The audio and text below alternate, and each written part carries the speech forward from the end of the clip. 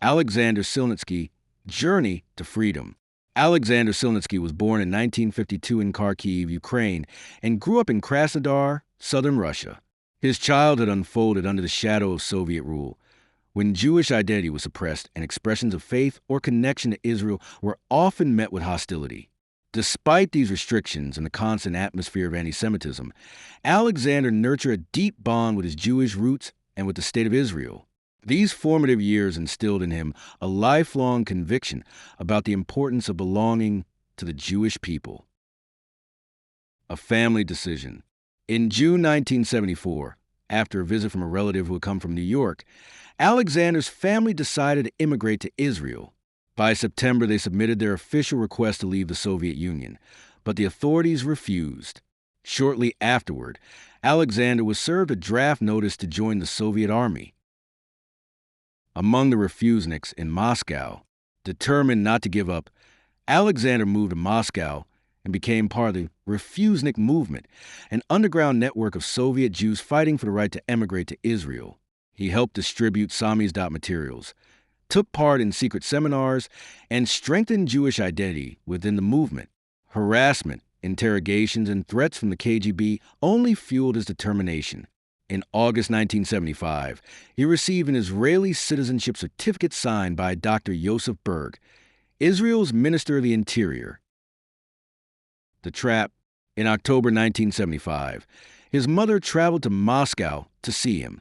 Their reunion was brutally interrupted when KGB agents burst into the apartment and arrested him in front of her eyes. That arrest became a turning point. Not only a personal tragedy, but a public symbol of the Refusenik struggle. From then on, Alexander's fight for freedom became a shared cause, embraced by his family and by Jewish communities worldwide, who recognized in his story the universal demand for the right to emigrate to Israel. Trial and imprisonment. Alexander was tried in Krasnodar and sentenced to 2 years in a labor camp for refusing to serve in the Soviet army. His ordeal led him through prisons in Moscow and Krasnodar, then into exile in the remote Sverdlovsk region, and later to harsh labor in isolated villages near the Chinese border. Every stage of his punishment was inflicted simply because of his wish to live in Israel. Family and sacrifice. When his parents finally received permission to leave the USSR, they visited him in prison to ask whether they should wait for his release. With a heavy heart but unwavering clarity, Alexander urged them to go on without him and begin a new life in Israel. In January 1976, his parents and brother left the Soviet Union, while he remained behind bars, alone but resolute. Release and Aliyah. In 1977, after endless months of imprisonment and anticipation, Alexander was finally released. The outside world felt both exhilarating and unfamiliar.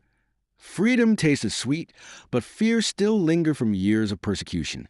2 more long years of bureaucratic obstacles followed before, in 1979, he at last landed at Ben Gurion Airport. Stepping onto Israeli soil was a fulfillment of his dream. True freedom had arrived. Alexander Silnitsky's journey was not just personal. It reflected the struggle of an entire generation of Soviet Jews. His story is part of the larger wave of Aliyah that built Israel stone by stone, faith by faith. Together, these immigrants transformed the country into a vibrant home for the Jewish people, rooted in ancient tradition, yet alive with innovation and vision. Today, Alexander's story continues to echo as a reminder. The fight for freedom is the foundation of growth. His life stands as both testimony and invitation to safeguard liberty, to strengthen our people, and to build a secure, strong, and hopeful future for generations to come.